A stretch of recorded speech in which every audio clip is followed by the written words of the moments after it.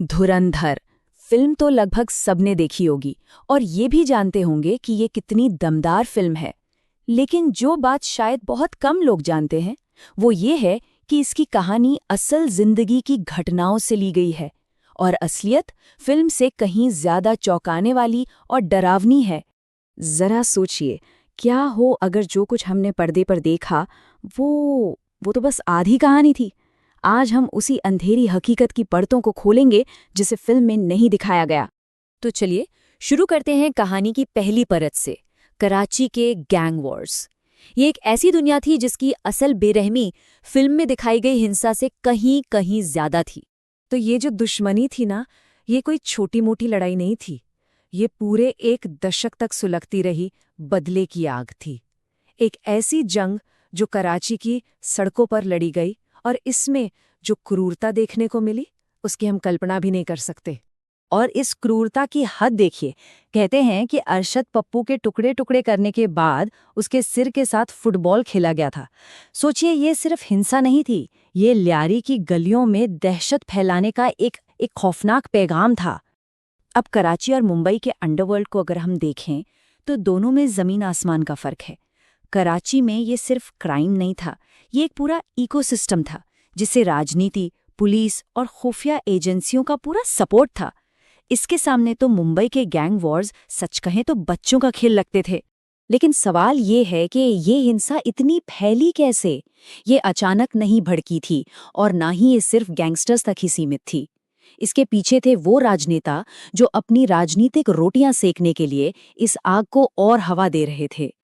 और इस खेल का असली खिलाड़ी था नबील गबोल।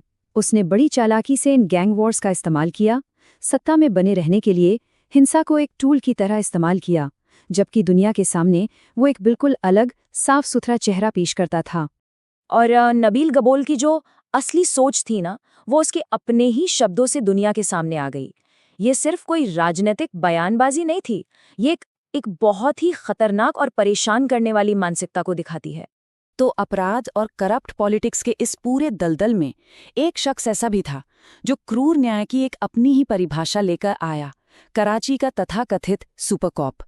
ये था एसपी चौधरी असलम, एक कुख्यात और ऐसा पुलिस ऑफिसर जिससे सब खौफ खाते थे। गैंगस्टर्स और आतंकवादियों के खिलाफ अपने बेरहम और हिंसक अंदाज के लिए यह जाना जाता था।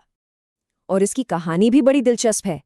विडंबना देखिए, उसने एक फिल्मी एंटी हीरो का किरदार अपना लिया था ताकि वो उस तरह का न्याय दे सके जो उसे लगता था कि ये भ्रष्ट सिस्टम कभी नहीं दे पाएगा। लेकिन रुकिए, कहानी यहाँ खत्म नहीं होती। गैंगस्टर्स, नेता और पुलिस, इन सब के ऊपर भी एक और खिलाड़ी था, एक बहुत शक्तिशाली खिलाड़ी जो पर्दे के पीछे से सारे तार खींच रहा था। और वो थी पाकिस्तान की खुफिया एजेंसी ISI।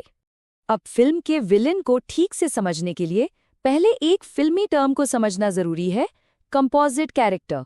इसका मतलब होता है जब दो या दो से ज्यादा असली लोगों के किस्सों और आदतों को मिलाकर एक नया काल्पनिक किरदार गढ़ा जाता है। तो धुरंधर का जो विलन है वो असल में दो बेहद खतरनाक लोगों का एक मिश्रण है। एक तरफ है ISI का मास्टरमाइंड मेजर इकबाल और दूसरी तरफ है अल कायदा का खूंखार कमांडर इलियास कश्मीरी। मतलब एक का दिमाग और दूसरे की बर्बर ताकत, इन दोनों को मिलाकर बना है फिल्म का विलन। तो इसका मतलब बिल्कुल साफ है, ISI इस खेल में सिर्फ एक मूक दर्शक नहीं है। वो इस पूरे क्रिमिनल नेटवर्क को न सिर्फ कंट्रोल करती है बल्कि इसे अपनी राजनीति के एक हथियार के तौर पर इस्तेमाल भी करती है। और अब आते हैं फिल्म के हीरो पर। यहीं पर सिनेमा और हकीकत के बीच का सबसे बड़ा, सबसे कड़वा फर्क सामने आता है, एक भारतीय जासूस का असली अंजाम।